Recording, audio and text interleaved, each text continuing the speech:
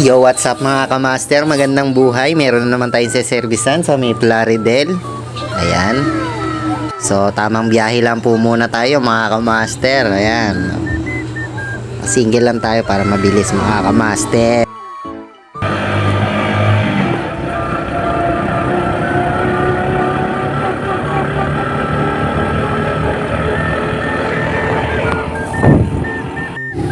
At ayan mga kamaster, sa haba-haba ng biyahe, nandito na tayo, malapit na tayo sa bahay ni customer. Nandito ako sa may tulay, pero yung ilalim nito, NLEX to, alam ko, sa may Plaridel. Ayan, pagbaba dyan, malapit na sila. Ayan, sa may bakanting lote dito, master, mga kamaster, ayan, malapit na tayo.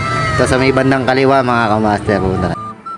At ayun nga mga kamaster, yung aircon ni sir may problema pala. Na-check ko yung aircon, sira yung capacitor. So, ang gagawin natin dito, cleaning and replace ng capacitor. Ayan, medyo sumasayaw-sayaw na siya, kaya sigurado na tayo na sira ito. Pero na-check ko na rin to sa may tester, kaya sureball na tayong sira ito. Bibili muna tayo ng capacitor. Ayan, kakain muna ako mga kamaster. Gutom na ako. Napakaganda naman ang view. May mga palayan pa dito sa Plaridel. Napakaganda ng lugar. At ayan nga mga kamaster, tamang subo lang, oh. Halatang gutom na, mukha namang patay gutom, oh. Bawat subo lumalagaslas mga kamaster. At ayun nga mga kamaster, nandito na tayo sa Rotex sa may Plaridel. Bibili tayo ng capacitor 25 microfarad yung kailangan natin na single capacitor. Ayan, kay Rotary Rotex ang Plaridel, Bulacan. At ayun na mga kamaster, yung binili natin pyesa, ikakabitan natin para lumamig na itong aircon. After nito, ililinisin na natin mga kamaster. So, tara, let's go!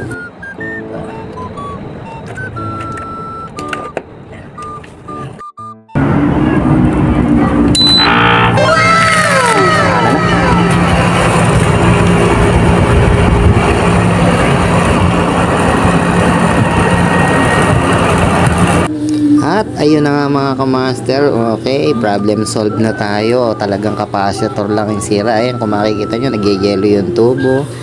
So, sign niya na malamig na talaga yung aircon. So, cleaning na lang ang gagawin natin dito mga kamaster. Tara, let's go!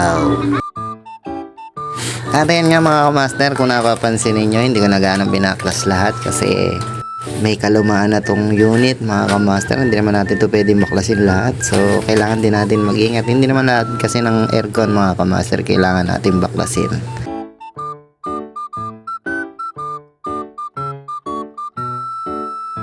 At ayan mga kamaster, tamang cleaning na muna po tayo dito. Tamang fast forward muna tayo ng video para mapabilis na tayo sa proseso ng ginagawa natin at hindi kayo mainip mga kamaster.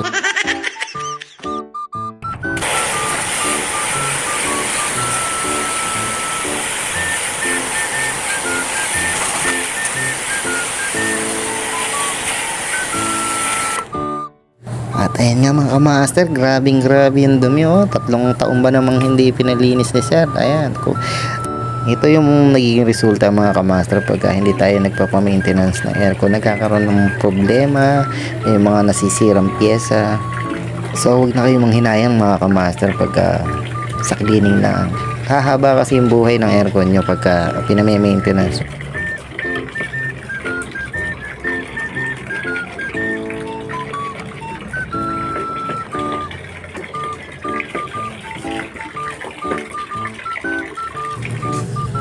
At ayan mga kamaster, yan yung pinakamalinis na, kasi yung mga nakikita nyo parang mga itim-itim na yan, yan yung pinaka parang mantsanan niya, hindi niya kayang tanggalin na ng sabon tsaka pressure washer. So i-assemble ko na to, ibabalik ko na to at testing na natin mga kamaster para all goods na. Let's go!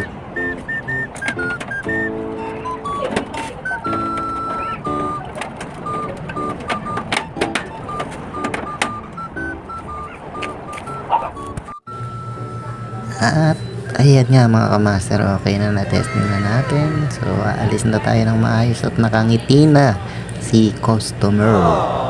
So maraming salamat sa panonood mga master. Bye bye!